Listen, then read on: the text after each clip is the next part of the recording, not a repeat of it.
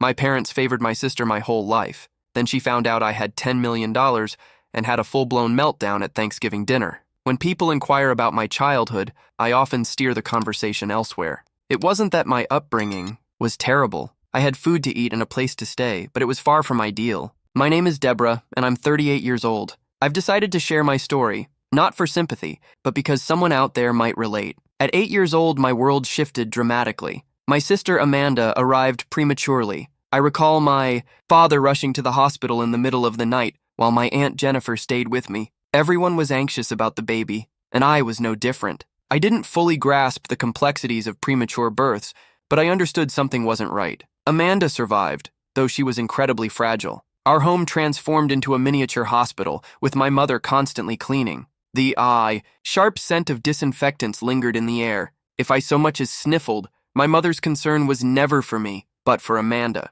"Deborah, was that a cough?" she'd ask, alarmed. "We can't take any chances. Pack a bag. You're staying." At Grandma's for a few days. I frequently found myself at Grandma's or Aunt Jennifer's as though I carried an illness. Initially, these visits felt like small adventures, but over time, I realized I was being pushed aside. Desperate for my parents' approval, I excelled in school. I earned top grades, joined the debate team, and even won a science fair. Yet, Amanda's health always overshadowed my achievements. "Look, Mom, I won the science fair," I'd say excitedly, clutching my trophy. "That's nice, dear. Did you wash your hands? Amanda's been feeling a little under the weather," she'd reply dismissively. By the time Amanda turned 7, she had outgrown her illnesses and was finally a robust, healthy child. However, my parents remained stuck in their protective habits, unable to let go. Amanda, realizing the power she held, began to exploit their unwavering attention by feigning vulnerability whenever she wanted something. High school was supposed to be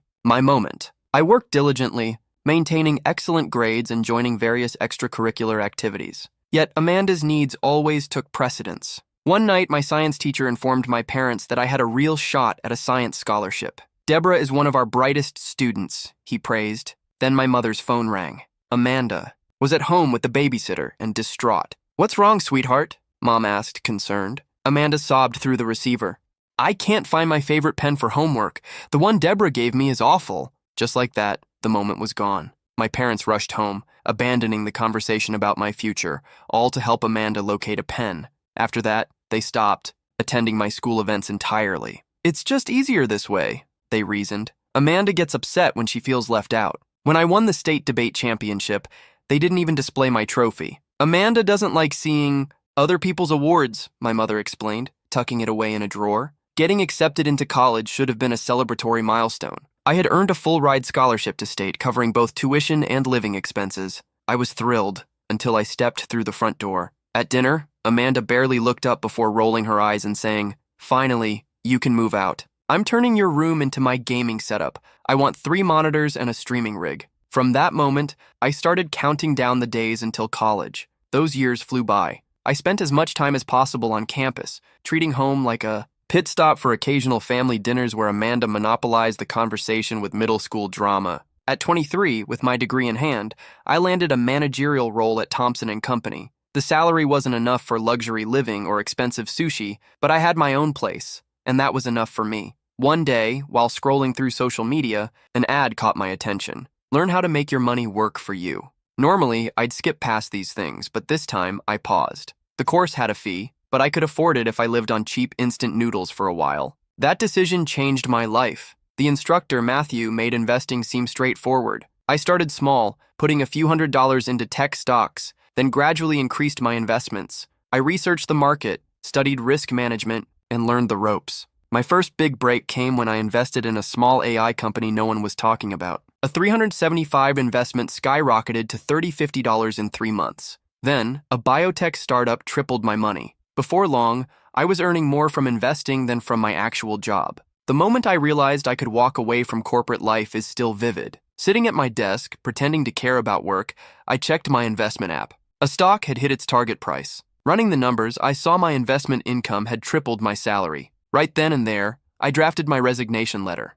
Still, I kept up the habit of attending Saturday family dinners, maybe out of routine, maybe out of hope that something would be different. I'd sit there, eating my mom's mediocre chicken, listening to them discuss Amanda while my investments quietly made me money in the background. Deborah, you're still working at Thompson's, right? Mom would ask, barely interested in the response. Yep, same job, I'd reply, knowing they'd stop listening before I even finished speaking. It was easier that way. No need to explain that I had left 2 years ago and was now making more in a day than I once did in a month. Amanda was the focus of every meal. She had been accepted into Carleton University, an expensive private school. It's a huge cost, Mom would sigh, though her voice held nothing but pride. But Amanda deserves the best. We took out loans, but it's worth it for our little girl's future. Amanda, twirling her pasta, would casually add, My roommate has a Gucci backpack. Everyone there comes from such wealthy families. Her implication was clear. Our family didn't measure up. Then, one Saturday, I found Mom crying over a stack of bills.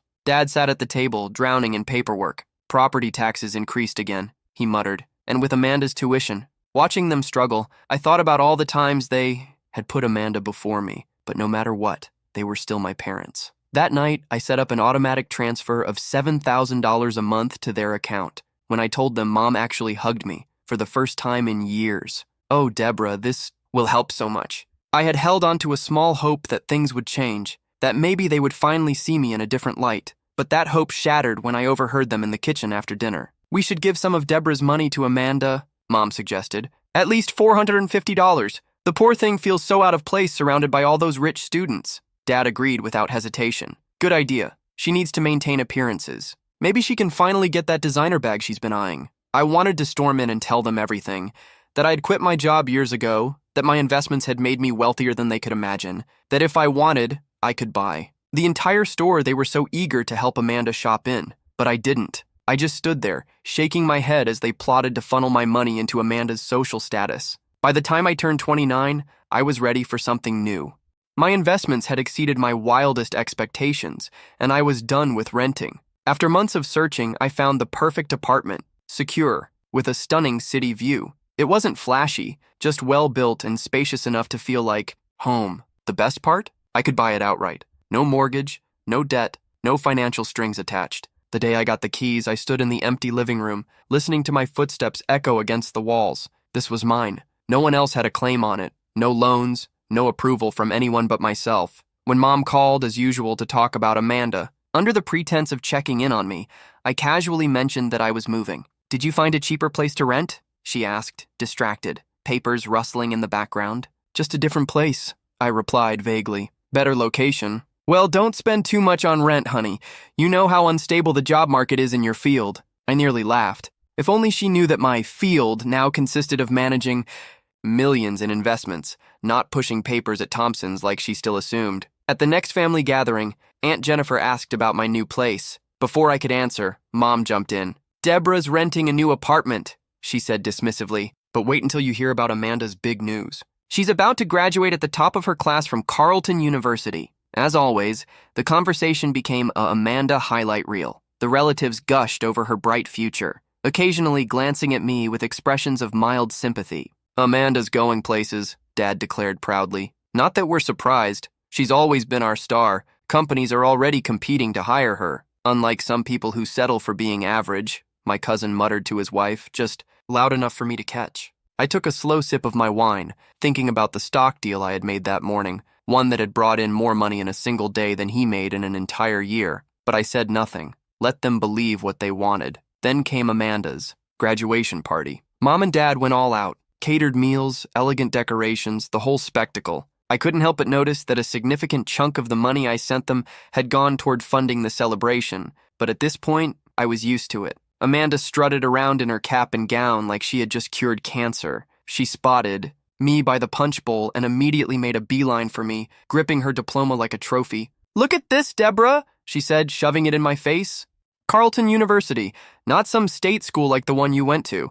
And I already have interviews lined up with top companies. I'm not going to end up pushing papers like you. I took another sip of my drink. Congratulations, Amanda. That's all you have to say? She scoffed. Aren't you jealous? I mean, I'm going to be so successful and you're just, well, you. She stood there, practically vibrating with the need for me to admit she was superior. I could have easily told her about my investments, my fully owned apartment, and how I made more before finishing my morning coffee than she would in her entire first year at work. But what would be the point? Instead, I simply shrugged and walked. away, leaving her standing there, clutching her diploma like a shield against her own insecurities. 3 months after graduation, Amanda was still job hunting. Those companies she had boasted about, the ones supposedly eager to snatch her up, didn't seem too impressed with her pricey degree after all. Meanwhile, the student loan bills had started arriving. One evening, Mom called. "Deborah, do you have a second to talk?" I already knew what was coming. "Amanda's loan payments." She hesitated, probably trying to add some dramatic weight to her words. "They're really taking a toll on us, honey. And with all our other expenses, I hate to even ask, but could you possibly— How much do you need?" I cut in, already sensing I'd regret it. "Well, if you could raise your monthly contribution to $3,500, it would be an absolute lifesaver." I thought about all the times they had dismissed my accomplishments, all the moments Amanda had mocked my career. But I also considered my bank account, sitting comfortably in the 7-figure range, something my family remained completely oblivious to. "All right," I finally said. "I'll adjust the payments starting next month." Mom barely got her thank you out before launching into plans for the money. "This will help so much with Amanda's loans, and maybe we can get her some proper outfits for interviews." A few weeks later, Amanda finally landed a job at the same company where Dad had connections. He just so happened to know the HR director from college. The irony wasn't lost on me when she walked in with the title of manager. One weekend, I dropped by our parents' house and found Amanda sprawled across the couch, scrolling through apartment listings on her phone. "Everything is ridiculously overpriced," she complained. "I can't believe I have to stay here with Mom and Dad. It's so humiliating." "You could consider a smaller place," I suggested, "or maybe look outside the city center." She gave me a look as if I had suggested she live in a cardboard box. "I need to be in the right neighborhood, Deborah. Not that you'd understand. Some of us have actual standards." I glanced around at our parents' modest living room, where she was currently living rent-free, but I chose to keep my thoughts to myself. She sighed, tossing her phone aside. "This is just temporary. Unlike you, I won't be stuck as a manager forever. I have real potential." As Thanksgiving approached, Mom threw herself into her usual frantic hosting routine. Every year, she insisted on doing everything herself, transforming the kitchen into a chaotic mess. But this time was different. "I have no idea what I'm going to do," she lamented over the phone a week before Thanksgiving. "I strained my back pulling Amanda's laundry out of the dryer, and now I can barely stand. How am I supposed to cook for 20 people? Why don't you let me take care of it?" I suggested. "I can have everything catered from that new restaurant downtown." Mom's tone immediately brightened. "You're such a wonderful daughter. I don't know what we'd do without you." On our video call, I caught a glimpse of Amanda in the background, dramatically rolling her eyes. Even the smallest bit of praise directed at me was enough to ruin her mood. Thanksgiving Day arrived, unfolding like every other family gathering. The catered food showed up right on time, and I helped Mom set everything up while doing my best to ignore Amanda's ongoing comments about how store-bought stuffing could never measure up to homemade. I brought my laptop along since the Asian stock markets would open during dinner, and I had investments to monitor. I set it up in my old bedroom, left it running, and went to join my family. The food was excellent, far better than Mom's usual dry turkey. As everyone got comfortable with their plates, Mom couldn't resist bringing up her injured back. "I was so worried about how I'd manage all the cooking," she told the room full of aunts, uncles, and cousins. "But Deborah stepped in and arranged for this wonderful catered meal. Wasn't that thoughtful?" "That was really generous of you, Deborah," Aunt Jennifer smiled warmly. "I imagine it wasn't cheap." "Oh, it's nothing," I replied, brushing it off. "I'm just glad everyone's enjoying it." "She earns enough at that management job to help us quite a bit," Mom added proudly, probably the first time she had ever openly acknowledged anything I did. Across the table, Amanda's face darkened. Without warning, she shoved her chair back and stormed out of the room. I thought it was just one of her usual tantrums, but something felt different. When she returned, she was gripping my laptop, her smirk sending a cold wave of dread through me. "Let's find out just how well Deborah's really doing," she announced, her voice dripping with satisfaction. "Since she's so generous, she won't mind if I show everyone her bank balance. Time to expose what a fraud she actually is." I shot up from my seat. "Amanda, don't—" But it was too late. She had already turned the laptop around. My banking app, still open from earlier, was on full display. The room went utterly silent. Amanda's expression twisted as all the color drained from her face. Her hands trembled so violently I thought she might drop the laptop. "Amanda?" Mom's voice wavered with concern. "What is it? What does it say?" Amanda's voice came out in a whisper. $10 million. The silence was suffocating. I could hear the ticking of Mom's old wall clock, the hum of the refrigerator, and the faint clatter of my cousin's fork hitting his plate. "There must be some mistake," Aunt Jennifer murmured, leaning closer. Deborah's just a manager at Thompson. I haven't worked at Thompson in years, I stated calmly, finally telling the truth. I left to focus on investing full-time. I studied the markets, took courses, and became highly skilled. You mean you're rich? Amanda's voice cracked on the last word. I took a slow breath, looking at the stunned faces around me. I've been investing for years. I started small, learned as I went. And yes, that account has $10 million in it. I wasn't keeping it a secret. You all just never asked. The silence barely lasted 3 seconds before Mom shattered it with a piercing shriek. $10 million! She jumped up, her face turning an alarming shade of red. You've had $10 million and you let us struggle? I stared at her in disbelief. Struggle? I send you $2,000 every single month. Her voice climbed to an ear-splitting pitch. Your sister has student loans. We have bills. How could you be so selfish? So unbelievably greedy. Dad's face twisted with fury. We raised you better than this, Deborah. You've been sitting on all this money while your own family suffers? Something inside me snapped. Years of being the overlooked one, the reliable but unimportant daughter, came crashing down all at once. Oh, so saving money is a crime now? That's rich, I scoffed, though there was nothing funny about it. Tell me, where was Mom and Dad's magical savings when it was time to pay for your college, Amanda? Oh, that's right, they never saved. A dime because they spent everything on you. But here's the kicker. They didn't pay for my education either. I earned a full scholarship while you racked up loans for your fancy private school. That's completely different, Mom snapped. Amanda wanted. Amanda.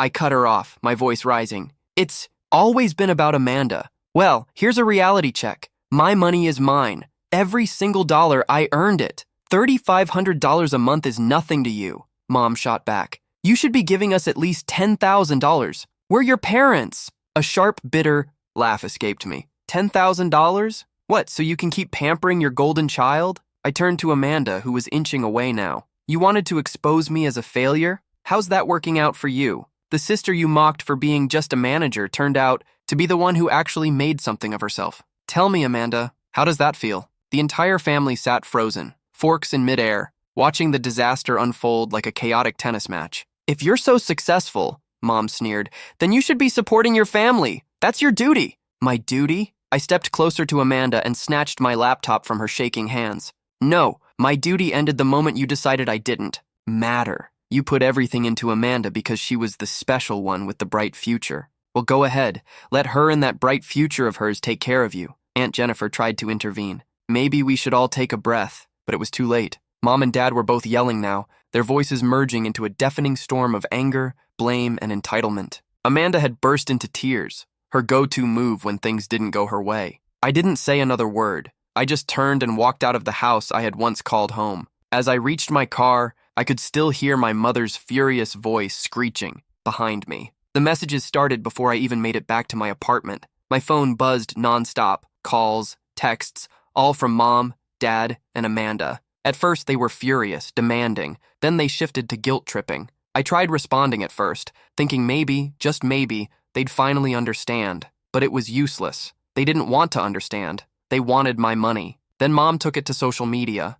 Her post was a masterpiece of manipulation. My heart is broken to discover that my eldest daughter has become wealthy while her family struggles. She refuses to help her sister with her student loans or support her aging parents. Money truly does change people. Please keep Deborah in your prayers so she remembers the meaning of family. The backlash came from all directions. Family friends I hadn't spoken to in years suddenly had strong opinions about me. How could she be so heartless? I always knew something was off about her. What kind of person abandons their own family? Mom eagerly engaged with every comment, responding with crying emojis and messages of gratitude for their support. The relatives who had actually witnessed the Thanksgiving chaos remained silent, but their silence did nothing to stop the flood of judgment. Strangers and distant acquaintances labeled me selfish, ungrateful, and cruel. That was the final straw. I opened my banking app and stared at the automatic transfers to my parents, $3,500 every single month, money they had dismissed as if it meant nothing.